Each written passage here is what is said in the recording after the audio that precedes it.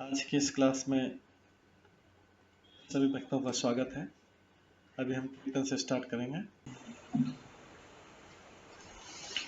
जय राधा माधव कुंज बिहारी, जय राधा माधव कुंज बिहारी, जय गोपीजन वल्लभ गिरिवर धारी, जय गोपीजन वल्लभ गिरिवर धारी, यशोदानंदन व्रज जनरंजन, यशोदानंदन व्रज जनरंजन, यमुना तीरावनचारी, यमुना तीरावनचारी, जय राधा माधव कुंज बिहारी, जय राधा माधव कुंज बिहारी, हरे कृष्णा कृष्णा कृष्णा हरे हरे, हरे राम राम राम हरे हरे, हरे कृष्णा कृष्णा कृष्णा हरे हरे, हरे राम राम राम हरे हरे, हरे कृष्णा कृष्णा कृष्णा हरे हरे, हरे राम राम राम हरे हरे, हरे कृष्णा कृष्णा कृष्णा हरे हरे, हरे राम राम राम हरे हरे, हरे कृष्णा कृष्णा कृष्णा हरे हरे, हरे राम राम राम हरे हरे, हरे कृष्णा कृष्णा कृष्णा हरे हरे, हरे राम राम राम हरे हरे, हरे कृष्णा कृष्णा कृष्णा हरे हरे, हरे राम राम राम हरे हरे, जय राधा माधव राधे, जय राधा गोविंद राधे, जय गौरनिताय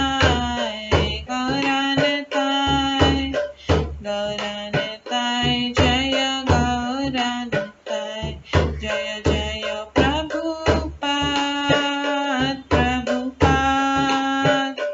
प्रभुपाद जय जय प्रभुपाद, जय जय गुरुदेव जय जय गुरुदेव, नित्य गौर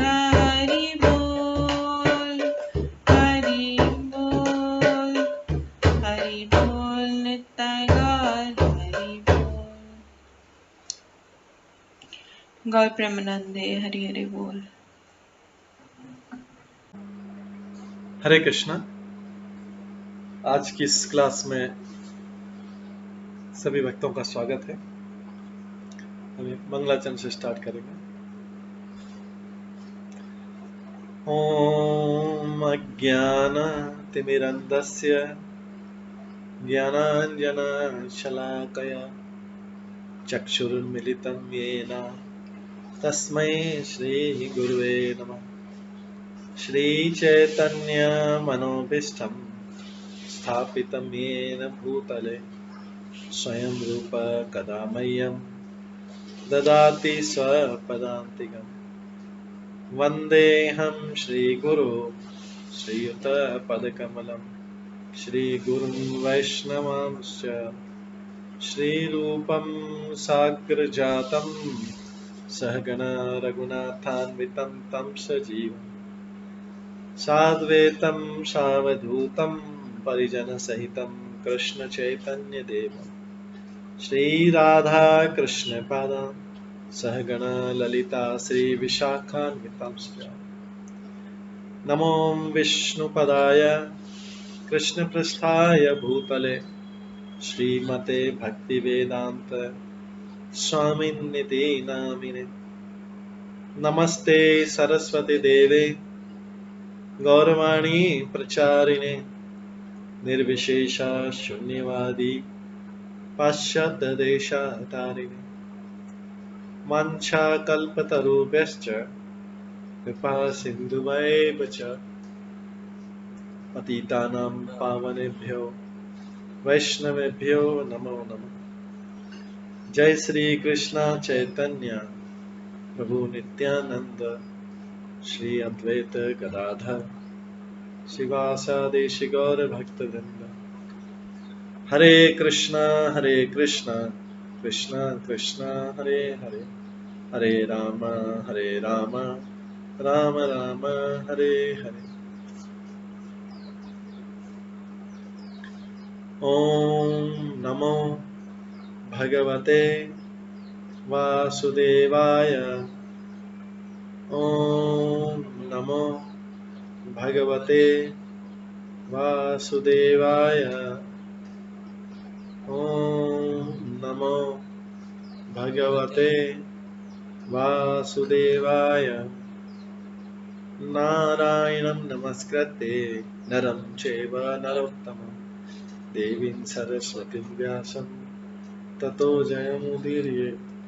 नष्टप्रायेषु भद्रेषु नित्यं भागवत सेवया भगवते उत्तम श्लोके भक्तिर्भवति नैष्ठिकी। कृष्णाय वासुदेवाय देवकी नंदनाय च नन्दगोपकुमाराय गोविन्दाय नमो नमः। सर्ववेदान्तसारमे श्रीभागवतम् इष्यते तद्रसामृतात् नान्यत्र स्याद्रति क्वचित्। आराध्यो भगवान् ब्रजेश तनयस्तनुधाम वृन्दावन रम्या काचिदुपासना व्रजवधूवर्गेण या कल्पिता। श्रीमद्भागवतं प्रमाणम् अमलं प्रेमकुमार्थमः श्रीचैतन्य महाप्रभुमतम् इदं तत्रादरो न परम्। मूकं करोति वाचालं पङ्गुलङ्घयते गिरिं यत्कृपातमहं वन्दे परमानन्दमाधवम्। हरे कृष्णा।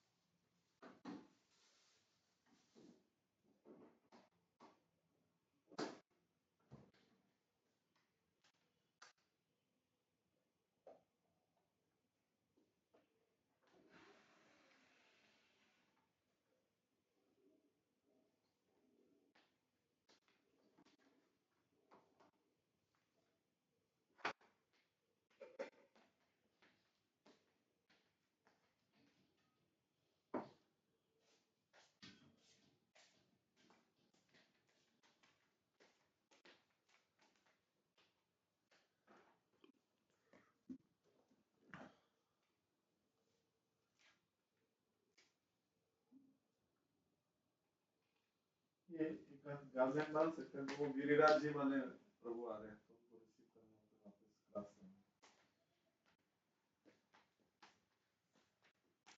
वहाँ पे गौरी मठ में रुकने का arrangement किया है।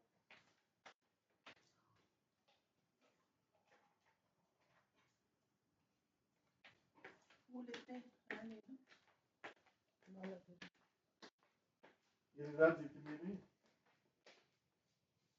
गिरिराज प्रभु है ना जो आ रहे हैं। गिरिराज शिला प्रभु।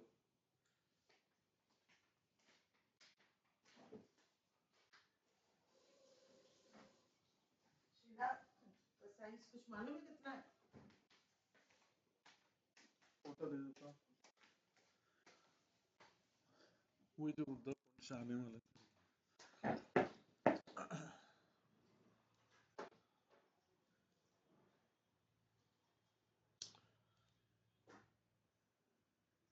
ये है।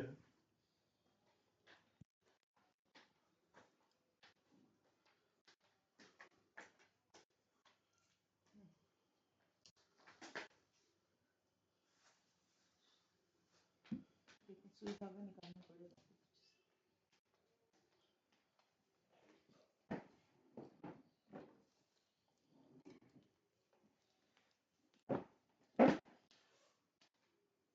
और थोड़े फ्रूट्स भी बांध देना, 2-4।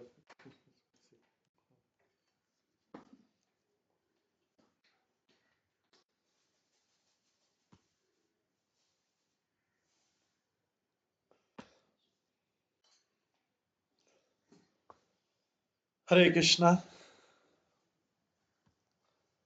आज की इस क्लास में सभी भक्तों का स्वागत है। कल हम श्रवण कर रहे थे श्रीमद् भागवतम के 10वें स्कंद के 20वें अध्याय से। इसमें हमने श्रवण किया था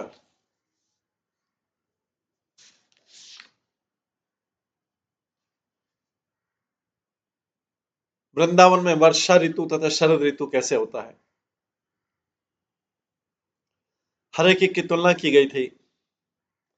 सबसे पहले हमने श्रवण किया था कि सूर्य जो होता था, सूर्य साल भर 8 महीने पृथ्वी से पानी लेता है, नदी समुद्र से पानी लेता है, और फिर जब जरूरत पड़ती है तो 4 महीने वो जो चतुर्मास वर्षा के सीजन तो उसमें बारिश वापस देता है। इसी प्रकार राजा जो है साल भर जो टैक्स कलेक्ट करता है, तो जब कोई अकाल सूखा और ये हो तब उसको टैक्स के रूप में सारा कल्याण करना चाहिए। इसकी सूर्य 8 मास तक पृथ्वी की जल रूपी संपत्ति को लेता है, और जब उपयुक्त समय आ जाता है सूर्य अपनी उस संचित संपत्ति को मुक्त करने लगता है। यही तरीका राजा के लिए होना चाहिए। बिजली चमकते बड़े बड़े बादल जो होते हैं प्रचंड वायु की तरह हिलाए डुलाए जाकर दूर ले जाए जाते हैं बादलों। ये बादल दयालु पुरुषों की तरह इस संसार की खुशी के लिए अपने आप को खत्म कर देते हैं। बादलों से सारा जल निकल जाता है तो बादल खत्म हो जाता है। तो इस बड़ी सुंदर तुलना की गई कि बादलों के जो बादल भरे हुए हैं पूरे, और जब वर्षा ऋतु का सीजन आता है पूरा अपने आप को खाली कर देता है। उनका अस्तित्व बादल बोलते हैं, बादल नहीं है, बादलों का अस्तित्व खत्म करते हैं। मतलब अपना दयालु पुरुषों की तरह संसार की खुशी के लिए कि लोग आगे कल्याणकारी कार्य करें, अपना जीवन दान करें, लोगों के कल्याणकारी कार्य करने के लिए बादल अपना पूरा जीवन दे देते हैं। इस संसार में, भौतिक संसार में व्यक्ति अपना पूरा जीवन जो है, पूरा जीवन का सारा ब्लड इस संसार में ही खत्म कर देता है। भगवान के लिए कोई बचता नहीं है परोपकार के लिए, लेकिन यहाँ पे बादल जो है परोपकार करके अपना जीवन दान। तो कौन किसके लिए जीवन दे रहा? हर इस संसार में हर कोई मेहनत कर रहा है, हर कोई लगा हुआ है, लेकिन कौन किसके लिए लगा हुआ है, तो ये महत्वपूर्ण जानना। पृथ्वी ग्रीष्म ऋतु में साल भर तपस्या करती है। तपस्या के कारण पृथ्वी का सारा जो शरीर है तपस्या के कारण कृष का एकदम दुबला पतला हो जाता है। किंतु जैसे ही बारिश होती है, हरे भरे पेड़ पौधे आते हैं, सब कुछ होता है, तपस्या का फल प्राप्त होने पर उसका शरीर पूरी तरह हष्ट पुष्ट हो जाता है। ग्रीष्म के ताप से नहीं तो पृथ्वी पूरी सूख जाती है। इसके बाद वर्षा ऋतु में हमने श्रवण किया था, वर्षा ऋतु में जब रात में अंधेरा होता है तो जुगनू जो है, लाइट वॉर्म जो जुगनू कीड़े रहते हैं, वो बहुत चमकने लगते हैं। क्यों?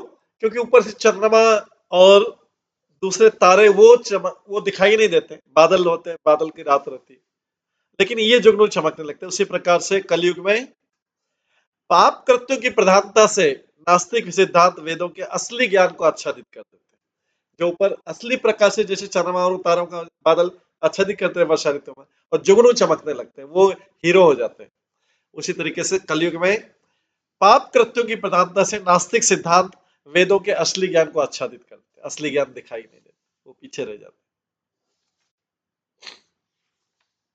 इसके बाद वर्षा ऋतु में, ये सब वृंदावन वर्षा ऋतु और शरद ऋतु का वर्णन है। अभी हम वर्षा ऋतु को वर्णन सुन रहे हैं। जो मेंढक साल भर मौन पड़े रहते हैं, वर्षा ऋतु के बादलों की गर्जना सुनकर अचानक टर्राने लगते हैं, टर टर टर टर करने लगते हैं।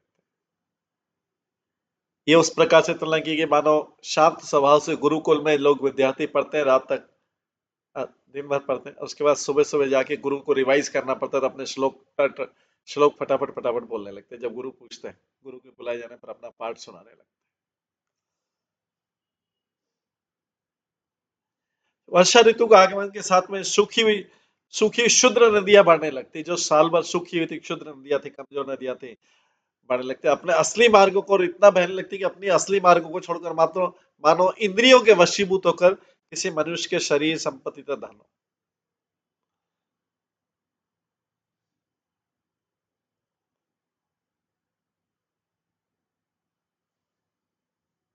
तो कभी कभी भौतिकतावादी व्यक्ति शुष्क होता है, किंतु कभी कभी जब वो तथाकथित ऐश्वर्यशाली स्थिति में होता है, इधर उधर बढ़ने, जैसे नदियां इधर बाढ़ आ जाती है, बहने लगती, इधर उधर बहने लगती अपने डायरेक्शन छोड़ के। उसी प्रकार से जब किसी के पास ऐश्वर्य, भौतिकतावादी व्यक्ति शुष्क होता है, लेकिन जब ये तथाकथित ऐश्वर्यशाली स्थिति में होते हैं तो उनके, अगर उनके घर बार, बाल बच्चे, थोड़ी बहुत उनका बैंक बैलेंस बढ़ जाता है, वो फलते फूलते हैं, तो वो उसको किस तरह से वेस्ट करते हैं, व्यर्थ करते हैं, जैसे नदियां बाढ़ के वैसे सूखी हुई थी ग्रीष्म ऋतु। तो विद्यापति कवि ने कहा कि मित्र, परिवार, संतान, पत्नी इत्यादि की संगति में निश्चय कुछ आनंद होता है, किंतु आनंद मरुस्थल में एक बूंद के समान है। हर व्यक्ति सुख के पीछे उसी तरह पगलाया रहता है जैसे मरुस्थल में हर व्यक्ति पानी के पीछे। लेकिन पानी की अगर एक बूंद मिले, मरुस्थल में एक बूंद जल हो, तो कहने को तो जल है, लेकिन उस जल की बूंद से होने वाला लाभ नाम मात्र कहीं नहीं। तो हम भौतिकतावादी जीवन में सुख के समुद्र के पीछे पड़े, किंतु समाज, मित्र, परिवार तथा संसारी प्रेम के रूप में हमें उसकी एक बूंद से अधिक नहीं मिल पाता। उसको चाहिए हमें सागर सुख का, लेकिन एक बूंद भी इन सबको मिला के एक बूंद भी नहीं मिल पाता, इसलिए हमारी तृप्ति कभी भी नहीं हो पाती। इसलिए छोटी छोटी नदियां, सरोवर, ताल तले या शुष्क मौसम में कभी भी जल से पूर्ण नहीं हो पाती।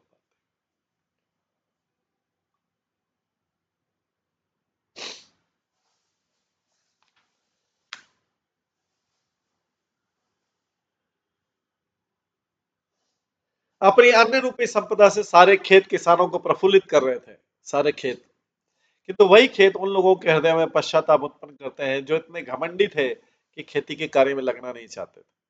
किसान का हृदय प्रफुल्लित हो जाता है जब खेत को हरी भरी देखता है, लेकिन अब उन लोगों को पछतावा होता है जो इतने घमंडी थे कि खेती कार्य सोचते, खेती के कार्य लो कार्य, और इन्हें समझ पाते कि किस तरह हर वस्तु भगवान के अधीन है। अधिक वर्षा होने पर शहर में रहने वाले लोग घबरा जाते हैं। वे समझते, या तो समझते नहीं है, भूल जाते हैं कि यह वर्षा उन फसलों को लहलाएगी जिनसे प्राप्त अन्न को वे खाएंगे। तो एक ही वर्षा है, एक ही वर्षा देखिए भगवान से। किसान क्या प्रार्थना कर रहा है? बहुत वर्षा हो। शहर वाला क्या प्रार्थना कर रहा है? वर्षा नहीं, ऐसे के बाढ़ में आई, ये भी मेरा काम होता रहे, चलता, मेरा बिजनेस धंधा चलता रहे, धंधा डाउन हो। किसान क्या प्रार्थना कर रहा है? बहुत बारिश हो, बहुत बारिश हो, जिससे मेरा सब कुएं सरोवर भर जाए, साल भर पानी। एक ही चीज के लिए दो अलग अलग अपोजिट प्रार्थना कर रहे हैं। अब भगवान के लिए तो बैलेंस करना बहुत मुश्किल होगा। एक बोल रहा है बहुत बारिश हो, अच्छा है, सब जब भर जाए, दूसरा बोला बारिश नहीं है या बहुत कम, शहर वाला बोल। दोनों क्या सोच रहे हैं? अब सब अपने अपने स्वार्थ का सोच। पूरे संसार में भगवान को लोगों के स्वार्थ को बैलेंस करना बहुत मुश्किल हो जाता। हर किसी के साथ अपना अपना स्वार्थ। कोई बोलता ज्यादा गर्मी नहीं पड़े, कोई बोलता ज्यादा सर्दी नहीं पड़े।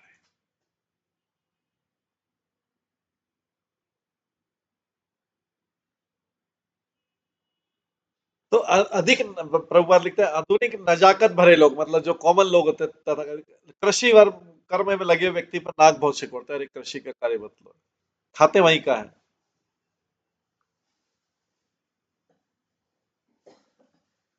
तो उन्हें खाना तो अच्छा लगता है, खाने के लिए सारी चीज होना चाहिए, किंतु भूल जाते हैं कि भगवान इस वर्षा से न केवल मनुष्य को अन्न दान दे रहे हैं, अपितु पौधों, पशुओं तथा स्वयं पृथ्वी को भी पोषित।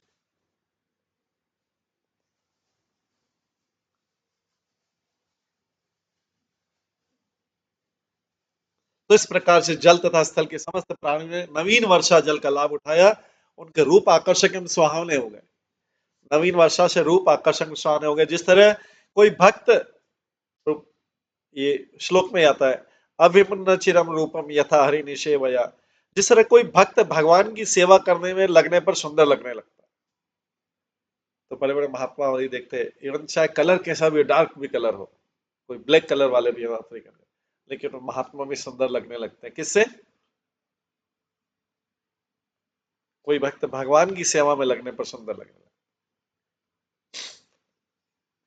और संसार में दुष्टता के कार्य में कोई सुंदर व्यक्ति दिखने में हो, लेकिन अगर उसके दुष्टता के कार्य पता लग जाए लोगों को, तो उसको दुष्टता की नजर से देखे कि दुष्ट है, उसकी सुंदरता खत्म हो जाएगी। अगर किसी के बारे में पता लग जाए कि इसके सारे कार्य दुष्ट वाले, तो लोगों को उससे घृणा हो जाएगी। और लेकिन कोई किसी भी कलर का व्यक्ति हो, अगर कोई भक्त भगवान की सेवा में लगने पर सुंदर लगता है तो सुंदर लगने लगता है।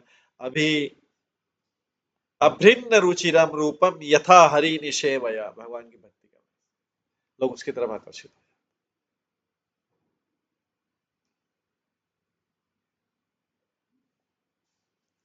ये हमने सब श्रवण किया था।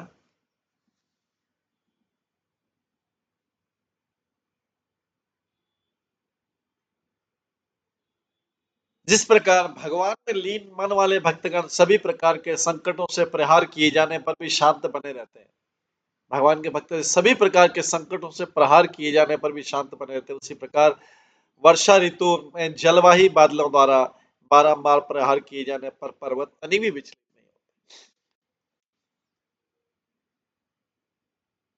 वर्षा ऋतु में रास्तों को साफ न करने से वे घास फूस और कूड़े करकट से ढक गए और उन्हें पहचान पाना कठिन हो गया। ये रास्ते उन धार्मिक शास्त्रों के तुल्य थे जो ब्राह्मणों द्वारा अध्ययन नहीं किए जाने से भ्रष्ट होकर कालक्रम से आच्छादित थे। यद्यपि बादल सारे जीवों के शुभेच्छु मित्र होते हैं, लेकिन दुर्बल मना चंचल बिजली बादलों के एक समूह से दूसरे समूह में इस तरह गति करने लगती, मानव गुणवान पुरुषों के प्रति भी विश्वासघात करने वाली कामुक स्त्रियां।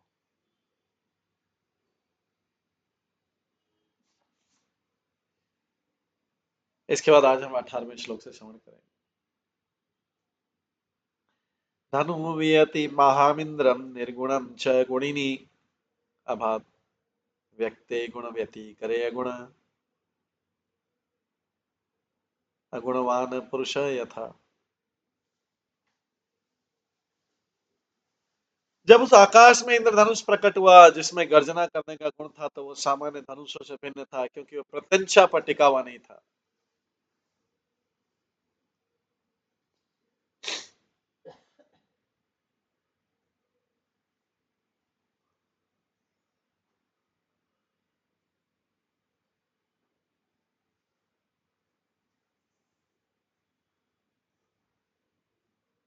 जब उस आकाश में इंद्रधनुष प्रकट हुआ जिसमें गर्जना करने का गुण था, तो सामान्य धनुषों से भिन्न था, क्योंकि प्रत्यंचा पर टिका हुआ नहीं था।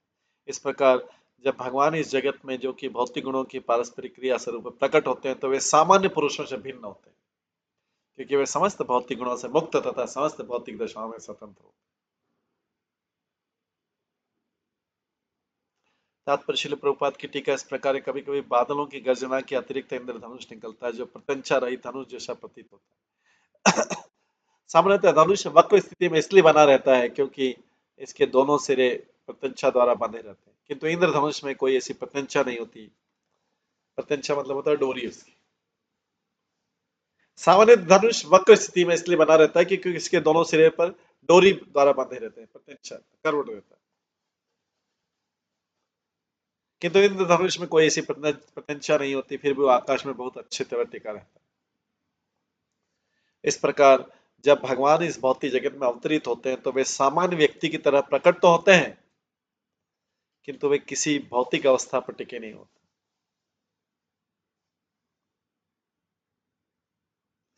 भगवत गीता में भगवान कहते हैं वे अपनी अंतरंगा शक्ति के द्वारा, जो कि बाह्य शक्ति के बंधन से मुक्त प्रकट होते हैं। जो सामान्य प्राणी के लिए बंधन है वही भगवान के लिए स्वतंत्रता है।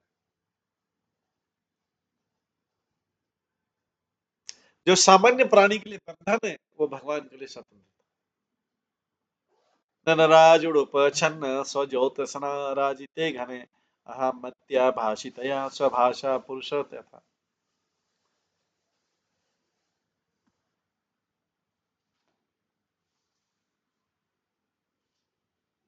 भगवत गीता में भगवान कहते हैं कि वे अपना अंतरंग शक्ति के द्वारा, जो कि बाह्य शक्ति के बंधन से मुक्त प्रकट होते हैं। जो सामान्य प्राणी के लिए बंधन है वही भगवान के लिए स्वतंत्रता है। नरराज उड़ुप छन्न स्वज्योत्सना राजिते घने अहम मत्या भाषितया स्वभाषा पुरुष यथा। वर्षा ऋतु में बादलों से ढके रहने के कारण चंद्रमा के प्रकट होने में व्यवधान पड़ता था।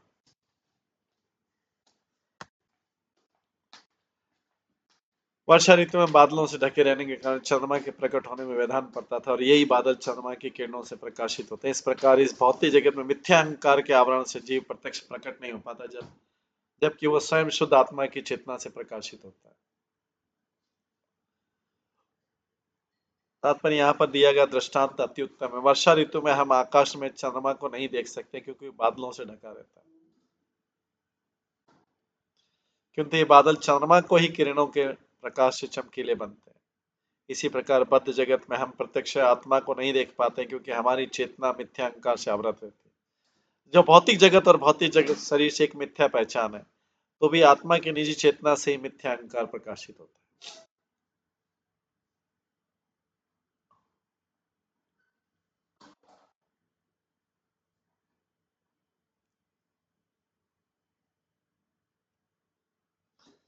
वर्षा ऋतु में हम आकाश में चंद्रमा को नहीं देख सकते क्योंकि वो बादलों से ढका रहता है, किंतु ये बादल चंद्रमा की ही किरणों के प्रकाश से चमकीले बनते हैं। इसी प्रकार इस बद्ध जगत में हम प्रत्यक्ष आत्मा को नहीं देख पाते क्योंकि हमारी चेतना मिथ्या अहंकार से आवृत है। जो भौतिक जगत और भौतिक शरीर से एक मिथ्या पहचान है, तो भी आत्मा की निजी चेतना से मिथ्या अहंकार प्रकाशित है।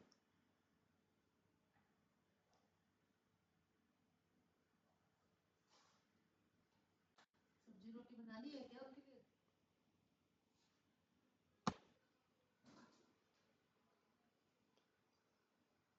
ये जो स्वीट पड़ी है ना, अपना इसका एक डब्बा।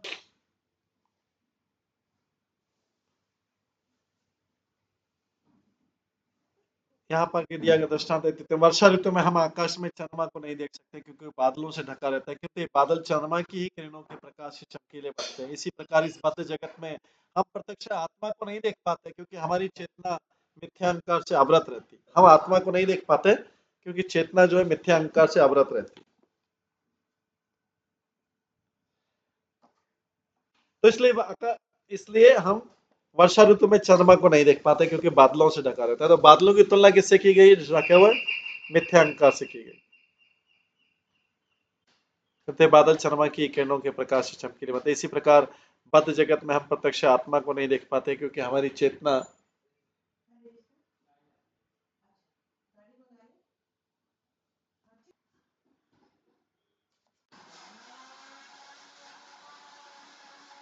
तो भी आत्मा की निजी चेतना से ही मिथ्या अहंकार प्रकाशित होता है।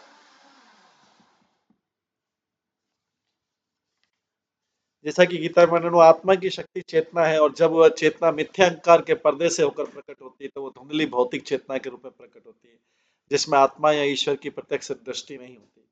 भौतिक जगत में बड़े से बड़े दार्शनिक परम सत्य के विषय में बोलते समय अंततः धुंधले द्वैत का सहारा लेते हैं। जिस प्रकार की बादल से ढका आकाश चंद्रमा की चांदनी को धुंधले तथा प्रत्यक्ष रूप से प्रदर्शित करता है।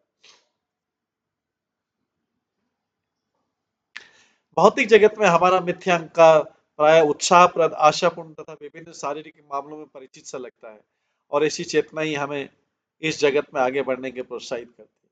किंतु सच्चाई तो यह कि हम अपनी मूल शुद्ध चेतना के, जो कि कृष्ण भावनामत अर्थात आत्मा और ईश्वर का सीधा निरूपण है, धुंधले प्रतिबिंब का ही अनुभव करते हैं, उसकी परवाह न करते हुए कि मिथ्या अहंकार हमारी असली आध्यात्मिक चेतना को, जो पूर्ण रूपेण ज्योतिर्मय और आनंदमय है, मंद बनाता है। हम त्रुटिवश सोचते हैं कि भौतिक चेतना ज्ञान तथा आनंद से ओतप्रोत है। इसकी तुलना इस विचार से की जा सकती है कि प्रकाशमान बादल रात में आकाश को प्रकाशित करते हैं, जबकि तथ्य है कि चांदनी आकाश को प्रकाशित करती है।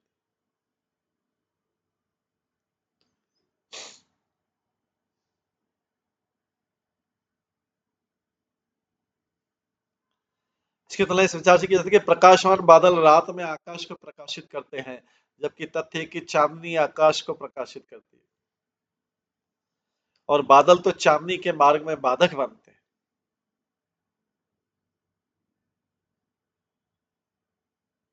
बादल तो चांदनी के मार्ग में बाधक बनते हैं और उसे मंद बनाते हैं।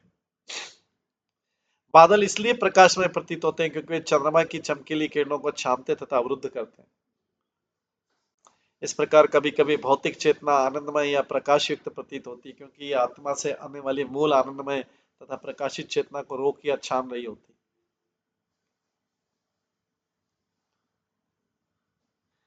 मेघागम उत्सवा दृष्टा प्रत्यय नंदन शिखंडिन ग्रहेशु तप्त निवेणा यथा च्युत जनाग्नि।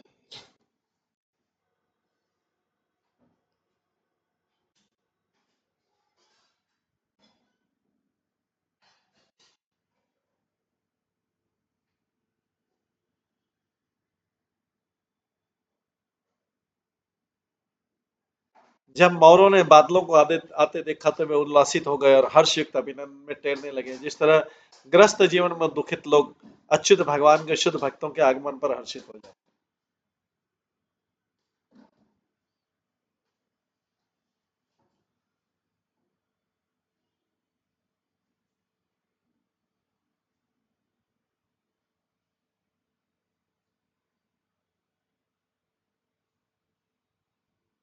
तात्पर्य शुष्क ग्रीष्म ऋतु के बाद प्रथम गरज करते वर्षा के बादलों के आगमन के साथ ही मोर प्रफुल्लित हो उठते हैं और अत्यधिक सुख में नाचने लगते हैं। श्रील प्रभुपाद की टीका है कि हमें इसका व्यवहारिक अनुभव है कि कृष्ण भावनामृत में सम्मिलित होने से पूर्व पूर्व हमारे बहुत से शिष्य शुष्क और खिन्न थे, किंतु भक्तों के संपर्क में आ जाने के बाद अब प्रफुल्लित मोरों की तरह नाच रहे हैं। तो क्या होता है, मोर नाचने लगते हैं जब बादल का, ये पूरा वर्षा ऋतु का वर्णन आ रहा है वृंदावन में। तो मोरों ने बादलों को आते देखा तो उल्लासित हो उठे और हर्षयुक्त अभिनंदन में तैरने लगे। जिस तरह ग्रस्त जीवन में दुखित लोग अच्युत भगवान के शुद्ध भक्तों के आगमन पर हर्षित हो।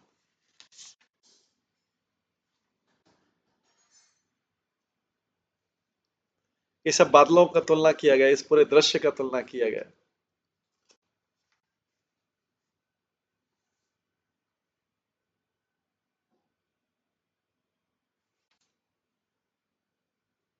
पित्वाप पादपा वद्भि आसन नाना आत्ममूर्तय प्राक्षामा तत्सा शांता यथा कामं सेवया। जो वृक्ष दुबले हो गए थे तथा सूख गए थे, उनके शरीर के विभिन्न अंग अपने जड़ों से वर्षा का नया जल पाकर लहला उठे।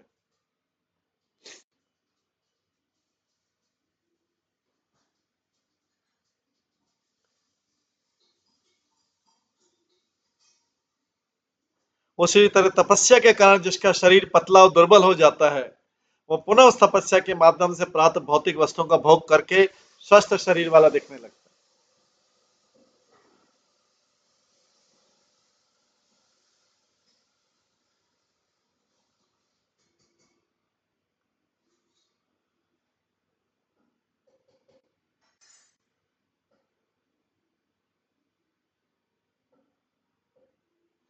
जो वृक्ष दुबले हो गए तथा सूख गए थे, उनके शरीर के विभिन्न अंग अपने जड़ों से वर्षा का नया जल पाकर लहला उठे। उसी तरह तपस्या के कारण जिसका शरीर पतला और दुर्बल हो जाता है, वो पुनः उस तपस्या के माध्यम से प्राप्त भौतिक वस्तुओं का भोग करके स्वस्थ शरीर वाला दिखने लगता है।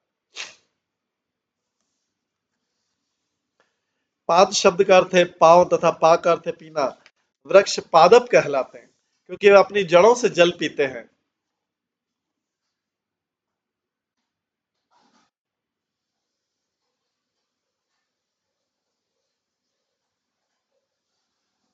जो उनके पैरों के तुल्य है।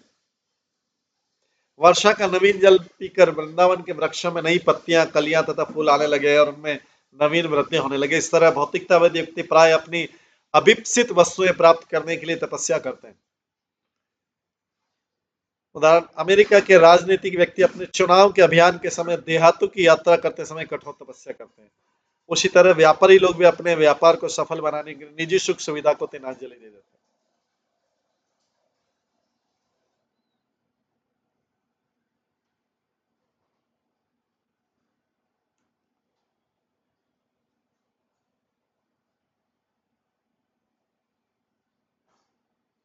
ऐसे तपस्वी व्यक्ति तपस्या का फल प्राप्त करने में पुनः स्वस्थ तथा संतुष्ट हो जाते हैं। जिस तरह वृक्ष सूक्ष्म तथा तप्त ग्रीष्म की तपस्या आसान करने के बाद वर्षा का जल उत्सुकता से पीकर बढ़ने लगता है। सरसु अशांत रोदसु नियुषु अंग अपि सारसः ग्रहेषु अशांत कृत्येषु ग्राम्य इव दुराशय। वर्षा काल में सरोवर के तटों के विक्षुब्ध होने पर भी सारस पक्षी तटों पर रहते हैं। जिस तरह दूषित मन वाले भौतिकतावादी व्यक्ति अनेक उत्पातों के बावजूद घरों पर ही रहते जाते।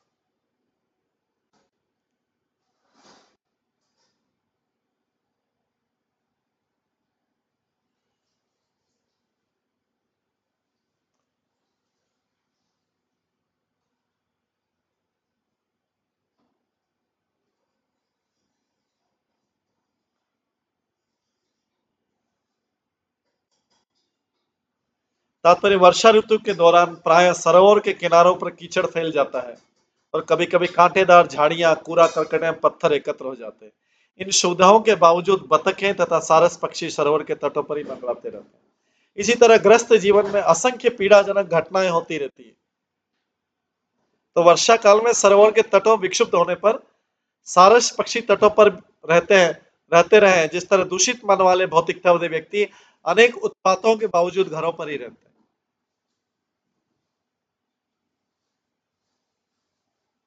तात्पर्य, वर्षा ऋतु के दौरान प्राय सरोवर के किनारे पर कीचड़ फैल जाता है और कभी कभी कांटेदार झाड़ियां, कूड़ा करके पत्थर एकत्र हो जाते हैं। इन असुविधाओं के बावजूद बतखें तथा सारस पक्षी सरोवर के तटों पर ही मंडराते रहते हैं। उसी तरह ग्रस्त जीवन में असंख्य पीड़ाजनक घटनाएं होने के बावजूद भौतिकतावादी व्यक्ति अपने सयानों पुत्रों में के हाथ में परिवार का भार सौंपने और आध्यात्मिक प्रगति की ओर अग्रसर होने का नाम तक नहीं लेते। वह ऐसे विचार को असभ्य और दिल दहलाने वाला मानते हैं कि उनको अगली नेक्स्ट जनरेशन को बिजनेस देके बिजनेस हैंड ओवर करके स्वयं को छोड़ना चाहिए। ये दिल दहलाने वाली घटना है। असंख्य दुखों के बावजूद भी, पीड़ाजनक के बावजूद भी वो उससे बाहर निकलना नहीं चाहते क्योंकि वो परब्रह्म उनसे अपने संबंध के विषय में पूरी तरह अनजान है।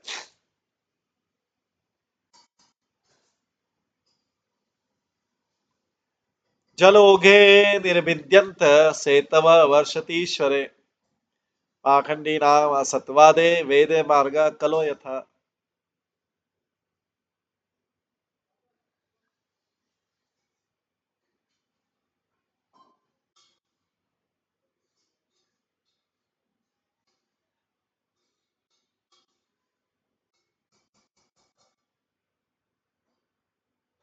जब इंद्र ने अपनी वर्षा छोड़ भेजी तो बाढ़ के पानी से खेतों में सिंचाई के बाद उसी तरह टूट गया जिस तरह कलयुग में नास्तिकों के सिद्धांत से वैदिक आदेशों की सीमाएं टूट जाती।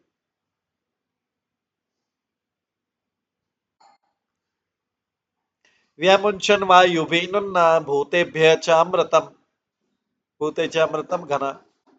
यथाशिष विटपत्य काले काले द्विज इरिता। वायु द्वारा प्रेरित बादलों ने सारे जीवों के लाभ हेतु अपना अमृत तुल्य जल उसी तरह विमुक्त किया जिस तरह राजागण अपने ब्राह्मण पुरोहितों के आदेश के अनुसार अपनी प्रजा में दान बांटते हैं।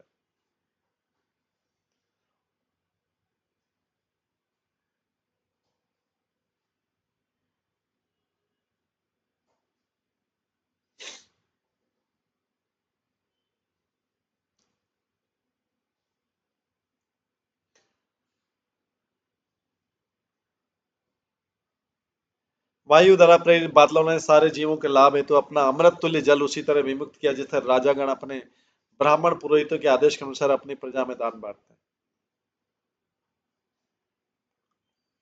तात्पर्य श्रील प्रभुपाद की टीका है कि वर्षा ऋतु में वायु द्वारा उछाले गए बादल जल प्रदान करते हैं जिसका स्वागत अमृत के समान होता है।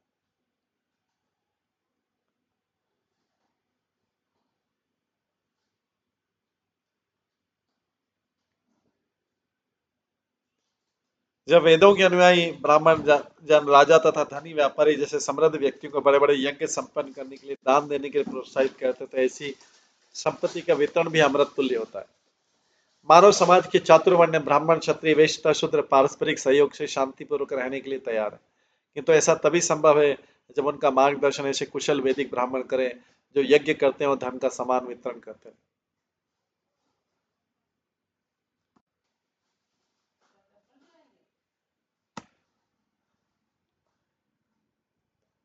एवं वनम तत वर्षिष्ठम पक्व खर्जूर जम्बु मत गो गोपाले व्रतंतुम चबल प्राविशत हरि। जब वृंदावन का जंगल पके खजूरों तथा जामुन के फलों से लदकर इस प्रकार शोभायमान था, तो भगवान कृष्ण अपनी गौओं तथा ग्वालवाओं से घिरकर एवं श्री बलराम के साथ उस वन में आनंद मनाने के लिए प्रविष्ट हुए। धेन्वो मंदगामिन्य उधा भारेण भूयसा ययु भगवता उता द्रुतम प्रत्यास्नुत्स्तन। गवों को अपने दूध से भरे थनों के भार के कारण मंद गति से चलना पड़ा था, किंतु जो ही भगवान ने उन्हें बुलाया वे तुरंत दौड़ पड़ी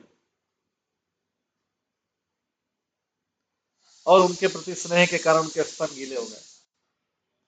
तात्पर्य श्रील प्रभुपाद की टीका है कि गौवें नई घास चरकर काफी पुष्ट हो गई थी और उनके थन दूध से भर गए। जब भगवान कृष्ण ने नाम लेकर उन्हें पुकारा तो स्नेहवश तुरंत उनके पास आ गए और अपनी इस हर्ष अवस्था में उसके थनों से दूध बहने लगा। वनोकसः प्रमोदिता वनराजी मधुच्युत जलधारा गिरे नादात आसन्ना ददृशे गुहा।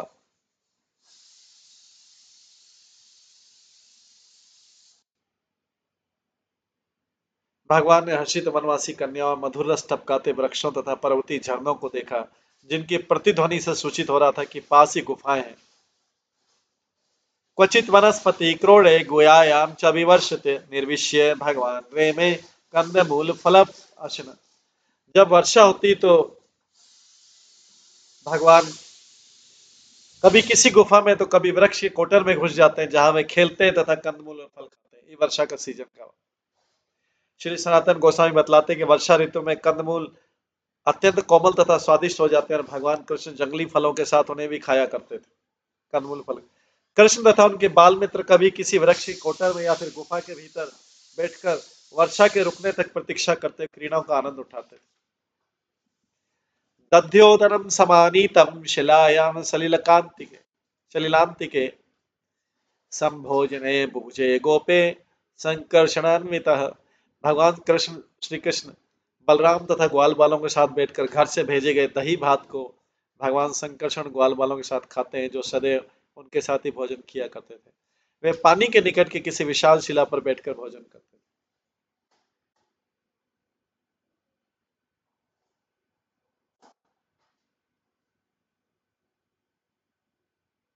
श्वादल उपरि संविश्य चर्वत मिलित क्षणान् तप्तान् वर्षान् वत्सरान् गाच स उद्भर श्रमा। प्रावट श्रियं च तां वीक्ष्य सर्वकाल सुखावहं भगवान पूज्यां चक्रे आत्मशक्ति प्रहिता। भगवान कृष्ण हरी घास पर बैठे और आंखें बंद किए चरते हुए संतुष्ट सांडों बछड़ों तथा गौओं पर नजर डाली और देखा कि गौएं अपने दूध से भरे भारी थनों के भार से थक गई। इस तरह परम आनंद के शाश्वत स्रोत वृंदावन की वर्षा ऋतु के सौंदर्य और ऐश्वर्य का निरीक्षण करते हुए भगवान ने उस ऋतु को नमस्कार किया जो उन्हीं की अंतरंगा शक्ति का विस्तार। वृंदावन में वर्षा ऋतु का अनुपम सौंदर्य श्री कृष्ण के आनंद विहार में वृद्धि करने के हेतु है। इसलिए भगवान के प्रेमालापों के लिए पृष्ठभूमि तैयार करने के लिए उनकी अंतरंगा शक्ति इस अध्याय में वर्णित सारे प्रबंध करती है।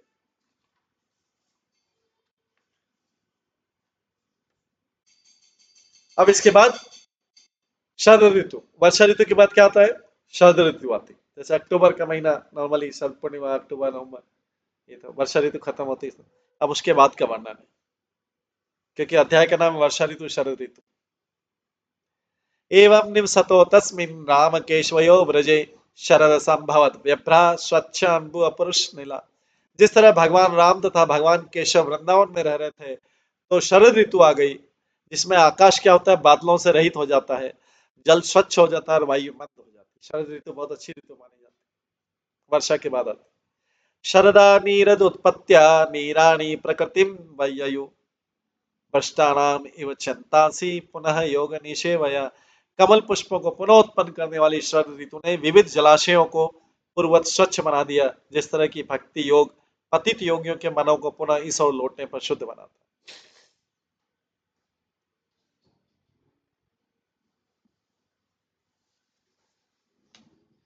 व्योमन अपभ्रम भूत शाबल्यम भुव पंकम अपाम बलम शरद जहाराष्ट्रीणाम कृष्णे भक्ति यथा शुभम। शरद ऋतु ने आकाश से बादलों को हटा दिया। शरद ऋतु ने आकाश से बादलों को हटा दिया, पशुओं को भीड़ भाड़ भरी जगह से निकाल दिया, पृथ्वी के कीचड़ को साफ कर दिया तथा जल के गंदलेपन को दूर कर दिया। जिस तरह की भगवान कृष्ण की प्रेमा भक्ति चारों आश्रम के सदस्यों को उनकी अपनी अपनी व्याधियों से मुक्त कर देती। शरद ऋतु ने क्या किया? आकाश से बादलों को हटा दिया, पशुओं को भीड़ भाड़ भरे जगह से निकाल दिया, पृथ्वी को कीचड़ साफ कर दिया तथा जल के गंदलेपन को दूर कर दिया। जल की सारी मिट्टी बैठ जाती है शरद ऋतु। वर्षा ऋतु में जो मिट्टी होती है सब बैठ जाती है। तो हर व्यक्ति को लिखते हैं, हर व्यक्ति को चारों आश्रम में से अपने आश्रम के अनुरूप कर्तव्य करना चाहिए। यह आश्रम है ब्रह्मचर्य, गृहस्थ, वानप्रस्थ तथा संन्यास। ब्रह्मचारी को विद्यार्थी जीवन में अनेक निम्न कार्य करने होते हैं कि गुरु की सेवा, गुरु के लिए लकड़ी बीनना, घर साफ करना, ये सब। किंतु जो जो कृष्ण की प्रेमा भक्ति में आगे बढ़ता जाता है उसके गुरुजन उसको आध्यात्मिक पद की मान्यता देते हैं, उससे उच्चतर कर्तव्य करने को कहते हैं। गृहस्थ को पत्नी तथा संतान के लिए निरंतर अनगिनत कार्य करते रहने से उब जाना पड़ता है।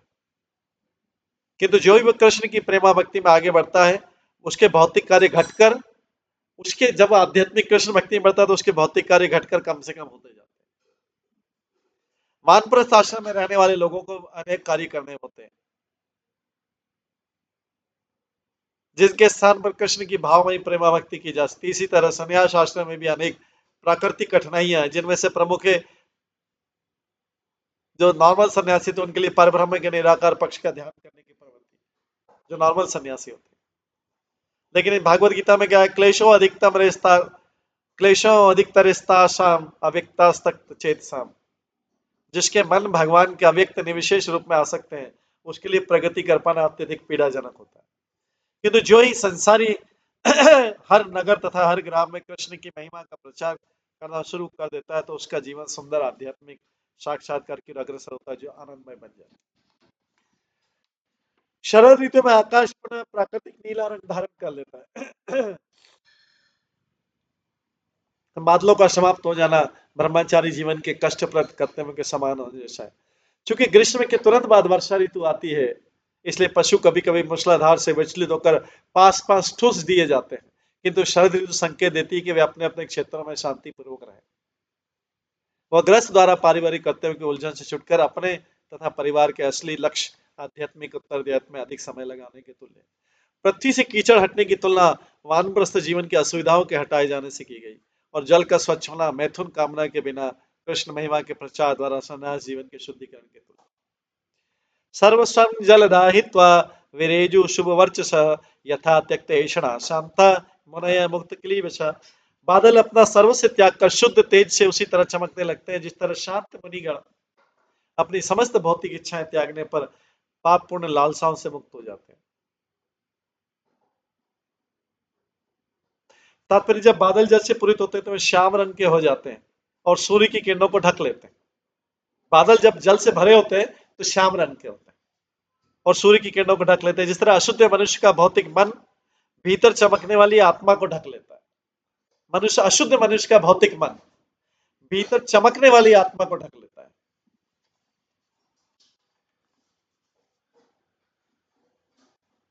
किंतु जब बादल अपना जल बरसाकर सफेद पड़ जाते हैं तब वे चमकीली सूर्य की किरणों को प्रतिबिंबित करते हैं। जिस तरह की भौतिक इच्छाएं तथा पापपूर्ण लालसाओं को त्यागने वाला व्यक्ति शुद्ध बन जाता है और तब वो अपनी आत्मा तथा अंतरस्थ परमात्मा को अच्छी तरह प्रतिबिंबित करता है। गिरियो मुमुचतोयम क्वचित न मुमुचु शिवम यथा ज्ञान अमृतम काले ज्ञानी न ददते नवा।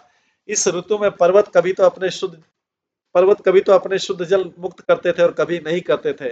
जिस तरह की दिव्य ज्ञान में पटु लोग कभी तो दिव्य ज्ञान रूपी अमृत प्रदान करते हैं और कभी कभी नहीं करते।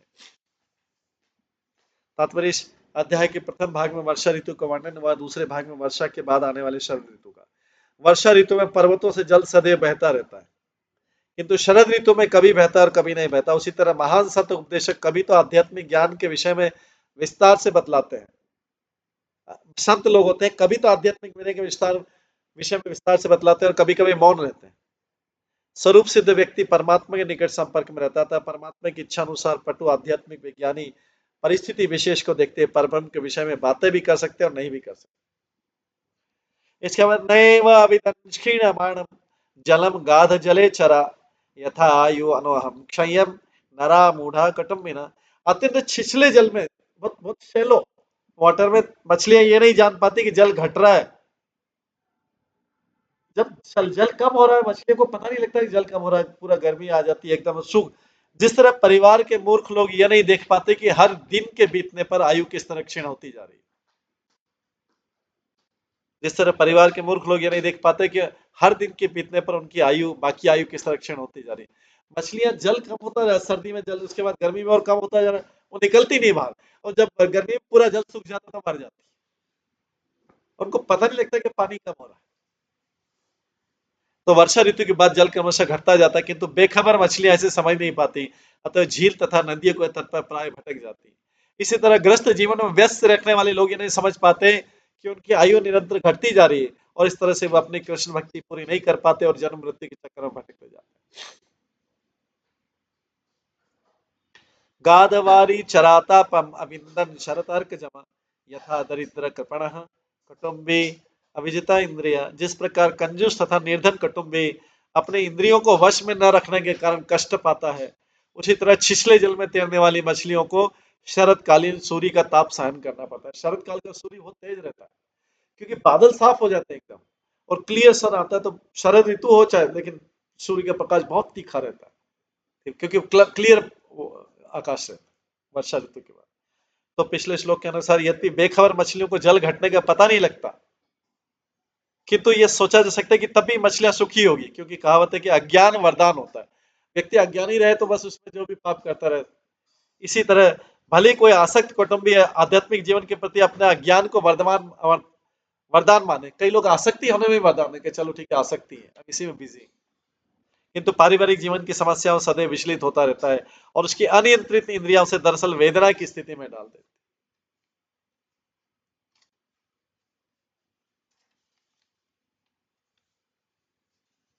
इसके बाद आता है धीरे धीरे स्थल के विभिन्न भागों ने अपनी कीचड़युक्त अवस्था त्याग दी शरद ऋतु में और पौधे अपनी कच्ची अवस्था से आगे बढ़ गए। या उसी तरह जिस तरह की धीर मुनि अपने अहम भाव तथा ममता त्याग देते हैं, ये वास्तविक आत्मा अर्थात भौतिक शरीर तथा उसके उत्पादों से सर्वथा भिन्न वस्तुओं पर आधारित रहते हैं। निश्चल अम्बु अभूत तुष्णि समुद्र शरत आगमे आत्मनि उपरते सम्यक मुनि व्यू परत आगम। शरद ऋतु के आते ही समुद्र तथा सरोवर शांत हो गए। उनका जल उस मुनि की तरह शांत हो गया जो सारे भौतिक कार्यों से विरक्त हो गया और जिसने वैदिक मंत्रों का पाठ बंद कर दिया। शरद ऋतु के आते ही समुद्र तथा सरोवर शांत हो गए। उनका जल भी उस मुनि की तरह शांत हो गया जो सारे भौतिक कार्यों से विरत हो गया और जिसने वैदिक मंत्रों का पाठ बंद कर दिया। जिस तरह योग का अभ्यास करने वाले अपनी चेतना को शुद्ध इंद्रियों द्वारा बाहर निकलने से रोकने के लिए अपनी इंद्रियों को कठोर नियंत्रण में रखते हैं, उसी तरह किसानों ने अपने धान के खेतों से जल को बहकर बाहर न जाने देने के लिए मजबूत मेड़े बांधे। जिस तरह योगी जो है अपनी इंद्रियों की दीवार बना देते हैं, उससे बाहर इंद्रियों को नियंत्रण नहीं खोते हैं, उसी तरह किसान ने अपने धान के खेतों से जल को बहकर न जाने के लिए मजबूत मेड़े बांधे, क्योंकि वर्षा ऋतु खत्म हो गई है। अब शरद ऋतु जल को स्टोर करके रखना पड़ेगा। तो प्रभुपाद कहते हैं कि शरद में किसान अपने खेतों के भीतर का जल बचाने के लिए मजबूर बाउंड्री बना देते हैं, जिससे खेतों के भीतर का पानी बाहर न जा सके। क्योंकि अब नई वर्षा की कोई आशा नहीं रहती, अतः जो भी पानी खेत में रहता है उसे बचाना चाहते हैं। इस तरह जो व्यक्ति आत्म साक्षात्कार में वास्तव में बड़ा चढ़ा होता है, वो अपनी इंद्रियों को नियंत्रित करने की अपनी शक्ति की रक्षा करता है। ये सलाह दी जाती है कि 50 वर्ष की आयु होने पर मनुष्य पारिवारिक जीवन से विरक्त हो ले और अपनी शारीरिक शक्ति का उपयोग कृष्ण भावनामृत की उन्नति हेतु कर दे, उसमें अपनी एनर्जी लूज नहीं कर दे। जब तक मनुष्य अपनी इंद्रियों को वश में करके उन्हें मुकुंद की दिव्य प्रेमा भक्ति में नहीं लगाता, तब तक मुक्ति की कोई संभावना नहीं रहती।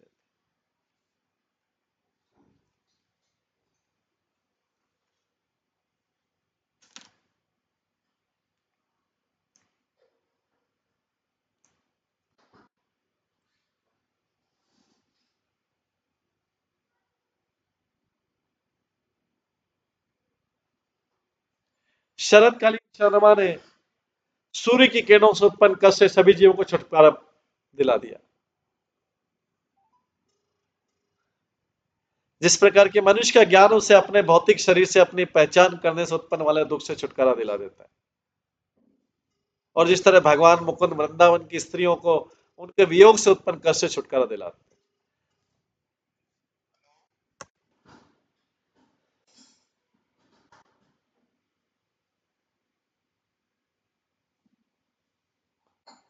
शरदकालीन चंद्रमा ने सूर्य की किरणों से उत्पन्न कष्ट से सभी जीवों को छुटकारा दिला दिया। जिस प्रकार के मनुष्य का ज्ञान उसे अपने भौतिक शरीर से अपनी पहचान करने से उत्पन्न होने वाले दुख से छुटकारा दिला दिया, और जिस तरह भगवान मुकुंद वृंदावन की स्त्रियों को उनके वियोग से उत्पन्न कष्ट से छुटकारा दिला दिया। खम अशोभत निर्मेघम शरद विमलतारकम सत्वयुक्तम यथा चित्तम शब्द ब्रह्मार्थ दर्शनम। बादलों से रहित तथा साफ दिखते तारों से भरा हुआ शरदकालीन आकाश उसी तरह चमकने लगा जिस प्रकार वैदिक शास्त्रों के तात्पर्य का प्रत्यक्ष अनुभव करने वाले की आध्यात्मिक चेतना करते। तात्पर्य स्वच्छ तथा तारों से पूरे शरदकालीन आकाश की उपमा भक्त के शुद्ध हृदय से दी जा सकती है। आध्यात्मिक प्रकृति सदैव तेजोमय, स्वच्छ तथा आनंदमय होती है, और वैकुंठ कहलाने वाली यह आध्यात्मिक प्रकृति तुरंत ही आत्मा की सारी इच्छाओं को तुष्ट कर देती है। कृष्ण भावनावत का यही रस।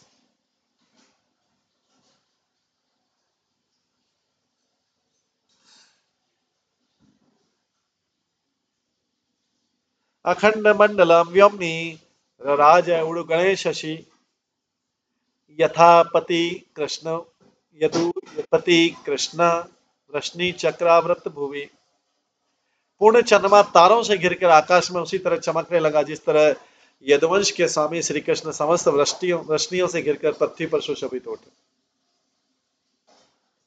तात्पर्य श्री सनातन गोस्वामी बतलाते हैं कि वृंदावन में सदैव पूर्ण चंद्रमा उदित रहता है, और ये पूर्ण चंद्रमा परब्रह्म श्री कृष्ण की पूर्ण अभिव्यक्ति के तुल्य। जब भगवान कृष्ण इस धरा पर प्रकट थे तो वे वृष्णि वंश के प्रमुख सदस्यों जैसे नंद, उपनंद, वसुदेव तथा क्रूर से घिरे हुए होते थे। आशीलस्य समशीतोष्णम प्रसून वनमारुतम जनातापम जहु गोप्य न कृष्ण हरत चेतसः। गोपियों के हृदय कृष्ण द्वारा हर लिए गए थे, अतः उनके अतिरिक्त सारे लोग पुष्पों से लदे वन से आने वाली वायु का आलिंगन करके अपने अपने कष्ट को भूल गए। वो वायु न तो गर्म थी न सर्द।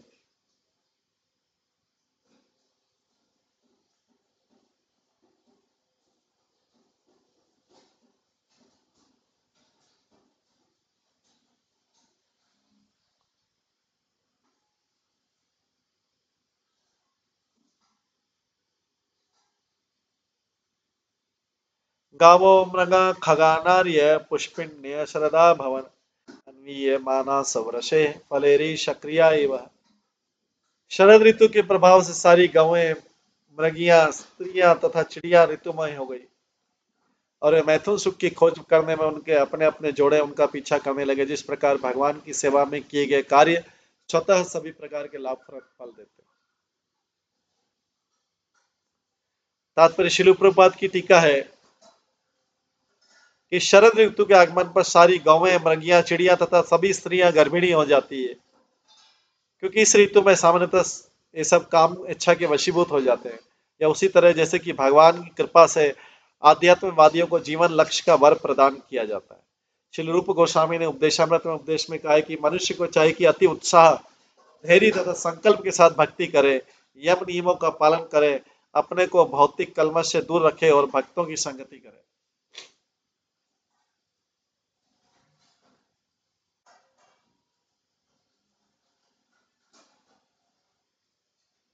इन नियमों का पालन करने पर उसे भक्ति का वांछित फल अवश्य प्राप्त होगा। जो मनुष्य धैर्य पूर्वक भक्ति की यम नियमों का पालन करता है वह कालक्रम में फल जाता है, जिस तरह पत्नियां गर्भ धारण करके वांछित फल प्राप्त कर लेती।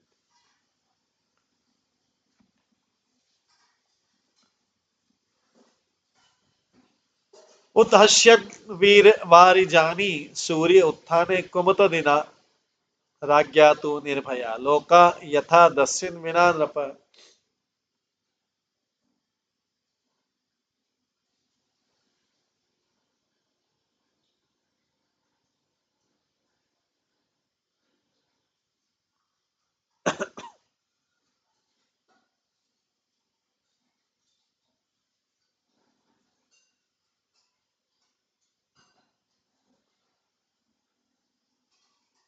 हे राजा परीक्षित, जब शरणकालीन सूर्य उदित होता था, रात में फूलने वाली कुमुदिनी के अतिरिक्त सारे कमल के फूल प्रसन्नतापूर्वक खिल गए। सूर्य के साथ में कमल सारे खिल गए, कुमुदिनी नहीं खिली, क्योंकि कुमुदिनी चंद्रमा से खिलती। जिस तरह की सशक्त शासक की उपस्थिति में चोरों के अतिरिक्त सारे लोग निर्भय रहते।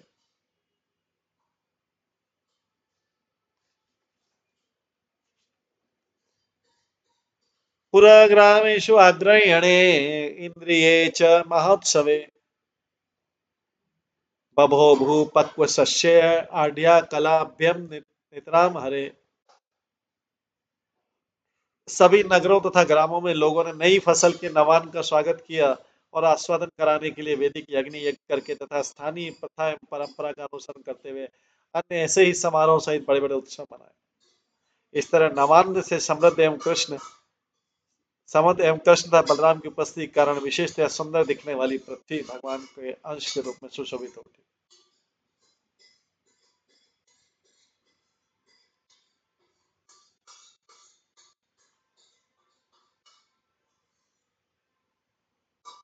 श्रील प्रभुपाद की टीका इस प्रकार की शरद ऋतु में खेत पके आने से पूर्ण हो जाते हैं। शरद ऋतु में खेत जो है पके आने से पूर्ण हो जाते हैं। उस समय लोग फसल को देखकर प्रमुदित हो जाते हैं और अनेक उत्सव मनाते हैं।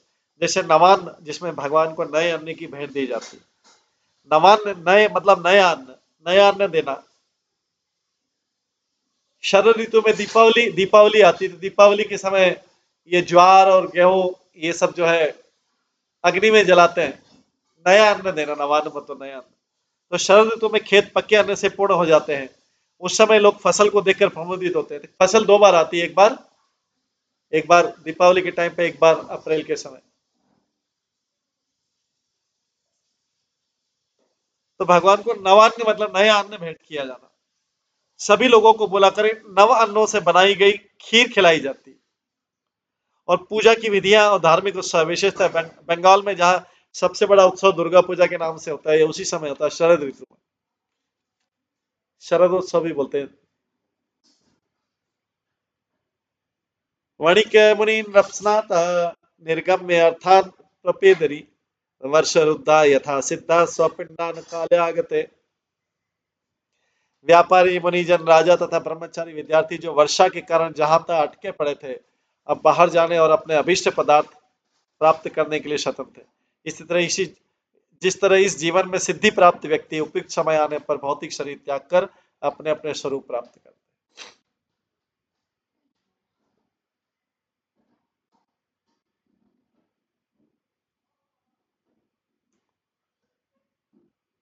तात्पर्य श्रील प्रभुपाद की टीका के वृंदावन में भगवान कृष्ण तथा बलराम की उपस्थिति के कारण शरद ऋतु अत्यंत शोभामयी थी।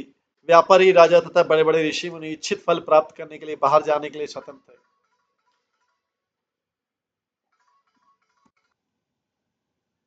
मणिक मुनीन्द्रप्स्नाता वर्षा रुदा यथा सिद्ध वर्षा रुदा वर्षारुद्धा यथा सिद्धा स्वपिंड काल आगते।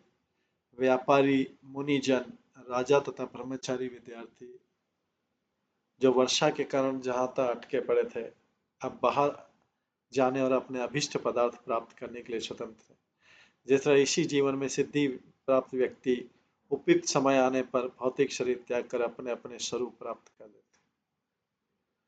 तात्पर्य श्री प्रभुपाद की टीका है कि वृंदावन में भगवान कृष्ण तथा बलराम की उपस्थिति के कारण शरद ऋतु अत्यंत शोभामयी थी। व्यापारी, राजा तथा बड़े बड़े ऋषि मुनि इच्छित फल प्राप्त करने के लिए बाहर जाने के लिए स्वतंत्र थे। इसी तरह अध्यात्मवादियों ने भी इस देह रूपी बंधन से मुक्त होने जाने पर अभिष्ट देह रूपी बंधन से मुक्त हो जाने पर अभिष्ट प्राप्त किया। वर्षा ऋतु में व्यापारी वर्ग एक स्थान से दूसरे स्थान की यात्रा नहीं कर सकता, अतः उसे वांछित लाभ की प्राप्ति नहीं हो पाती। नहीं राजन्य वर्ग एक स्थान से दूसरे स्थान की यात्रा करके जनता से कर वसूल कर सकता है। यहाँ तक कि साधुगण भी जिन्हें दिव्य ज्ञान के प्रचार हेतु यात्रा करनी होती है, वर्षा ऋतु के कारण रुके रहते हैं। किंतु शरद ऋतु में ये सभी अपने अपने आवास छोड़ देते हैं। आध्यात्म चाहे ज्ञानी हो, योगी अथवा भौतिक शरीर होने से आध्यात्मिक लाभ का वास्तव में भोग नहीं कर पाता। किंतु जो ही वह शरीर त्याग देता है, अर्थात मरण उपरांत ज्ञानी ब्रह्म तेज में लीन हो जाता है, योगी उच्च कुलों में चला जाता है और भक्त भगवान के निज धाम गोलोक वृंदावन या वैकुंठ में चला जाता है और इस तरह नित्य आध्यात्मिक जीवन का भोग करता है।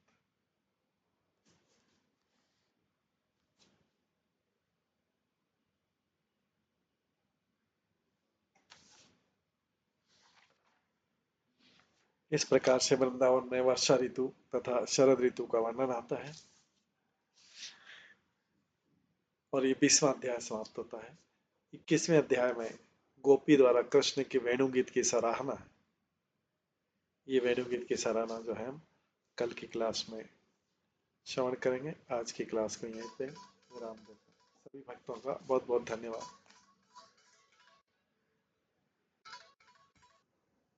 हरे कृष्णा। सभी भक्तों के लिए एक बार हरे कृष्ण महामंत्र का जप करते हैं। हरे कृष्णा कृष्णा कृष्णा हरे हरे, हरे राम राम राम हरे। श्रीमद् भागवतम महापुराण की जय। श्रील प्रभुपाद की जय। सभी भक्तगणों की